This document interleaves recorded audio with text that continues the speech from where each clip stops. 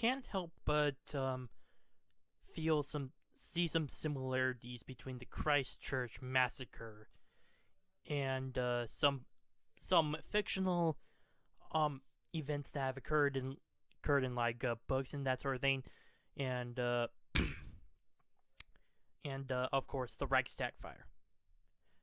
Now, as we already know from 3 days ago, there was a massive shooting in Christchurch, New Zealand, at at the mosque, killing about 45 people. So when that happened, the whole entire media was definitely up in arms about it. Definitely going about attacking pretty much right wing people, conservatives. It's gone so far as to include so many things like Donald Trump. I mean, how dense can you be to blame someone like that for a tragedy such as this? And that's not the only thing that has gotten the ire of these people. Free speech, Gamergate, pretty much anything you can think of that is pretty much in opposition to these guys is definitely blamed. Now, the reason why I say that this is pretty much like these fictional events that I've seen in stories and, of course, in history is because, well, it's not the first time that this has happened. Now, here's the thing.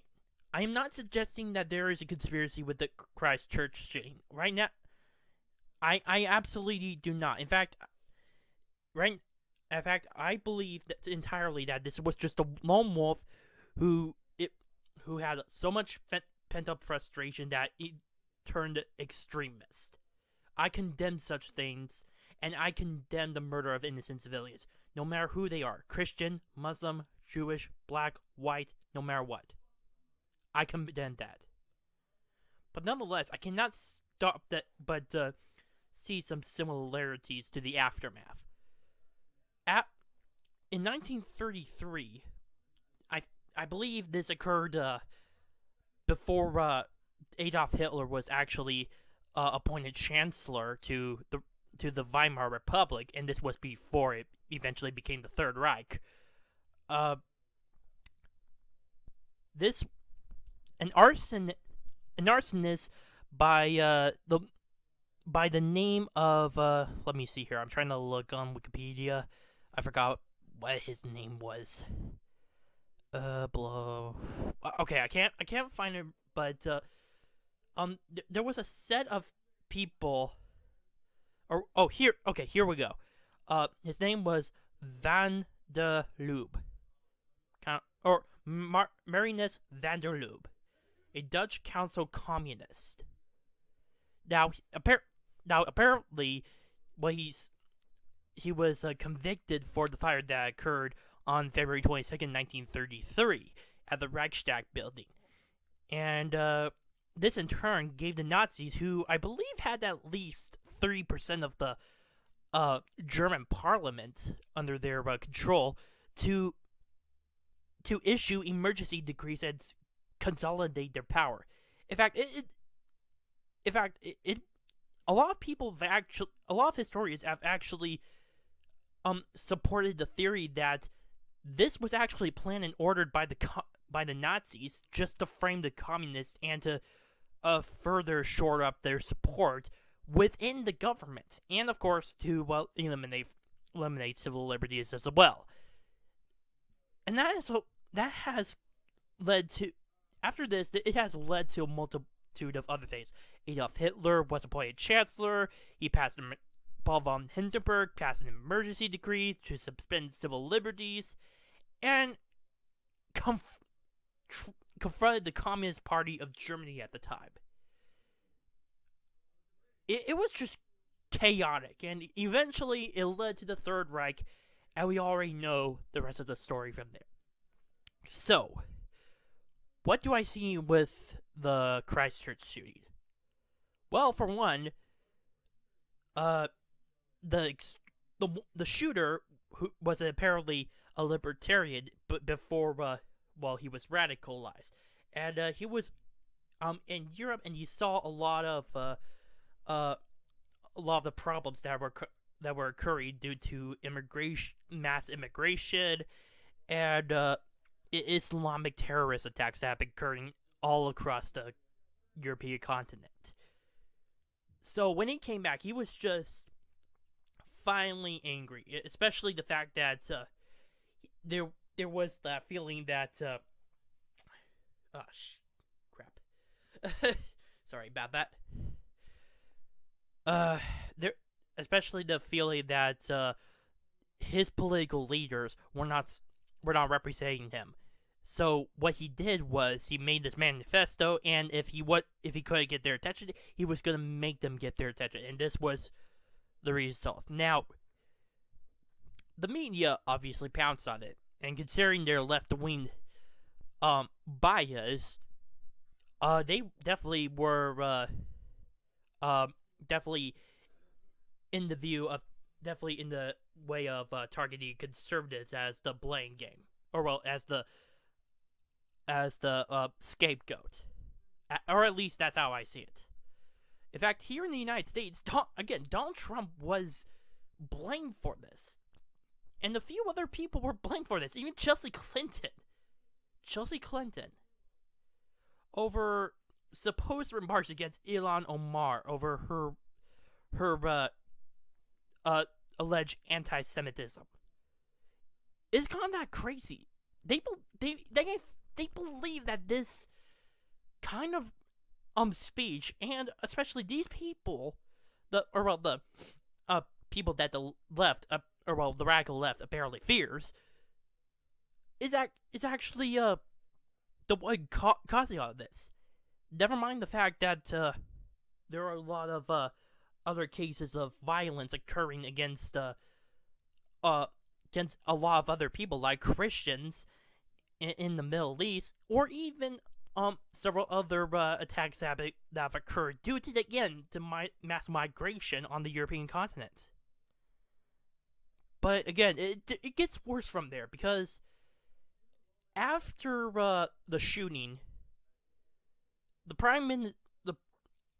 government of New Zealand has begun full-blown crackdown on censorship on the internet. It's gotten very bad. I have a few stories which actually show that a lot of these people have actually been prosecuted and detained as a result, and even some websites who have the footage of the live streaming that occurred on Facebook, blocked and banned in the country. Of course, Facebook is not touched because they're a big monopoly, and I don't know what else to say about that. So now, New Zealand is cracking down on their own citizens' right to free speech. It's insane, because in fact, here on Bitcoin.com, they actually showed this tweet from a guy named Roger Ver, and he actually retweeted another tweet from the New Zealand police, which said, "We would also like to remind the public that it is an offense to distribute an objectionable publication, and that is punishable by imprisonment.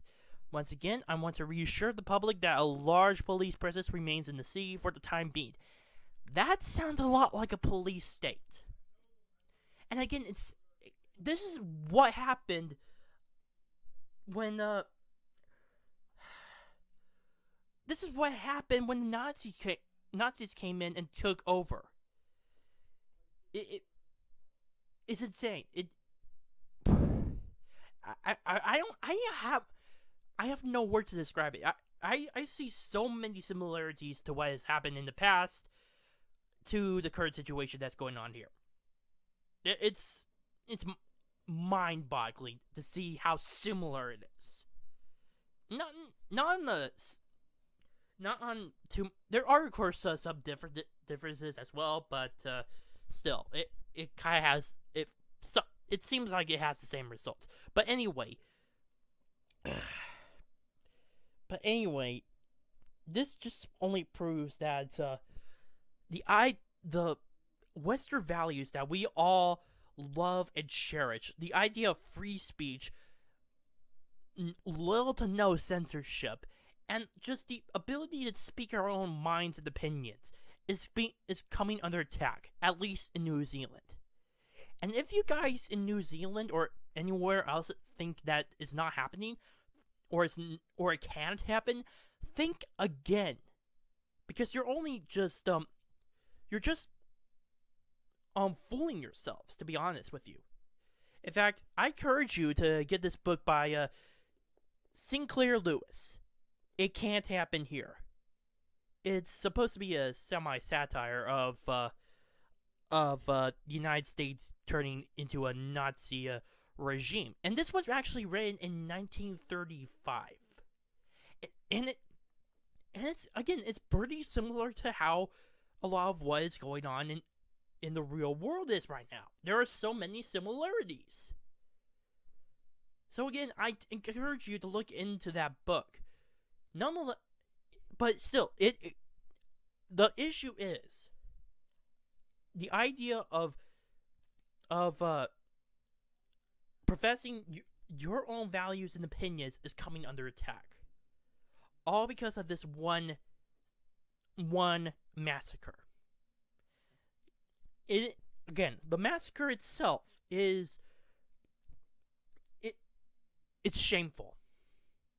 I hate to see any innocent person die. I hate it. But to take advantage of this and to try to restrict a person's freedom is probably equal or on par with that sort of shame and outrage. Because that's not going to stop these terrorist attacks. There is a Australian YouTuber. I actually just watched her. Her name was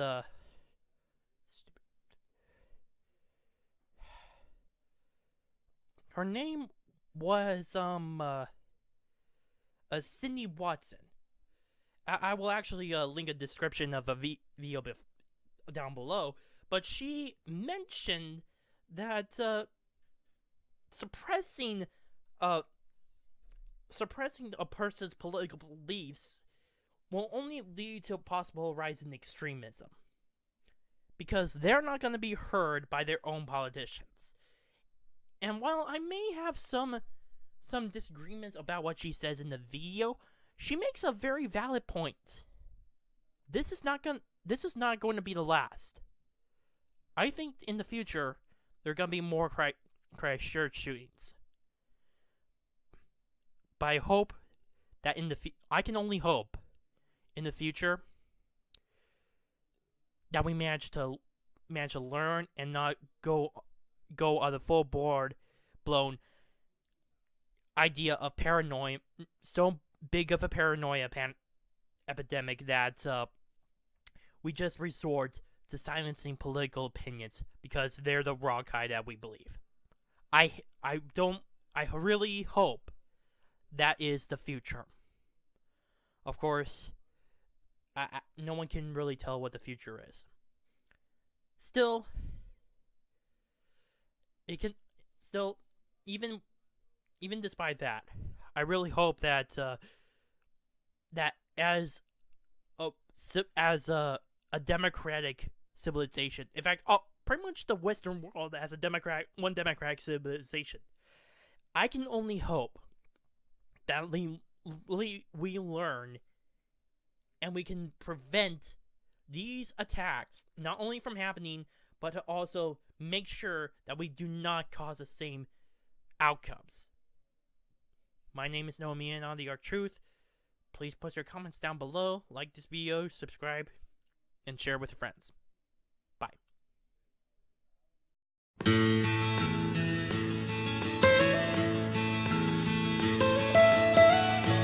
Almost heaven West Virginia, Blue Ridge Mountains.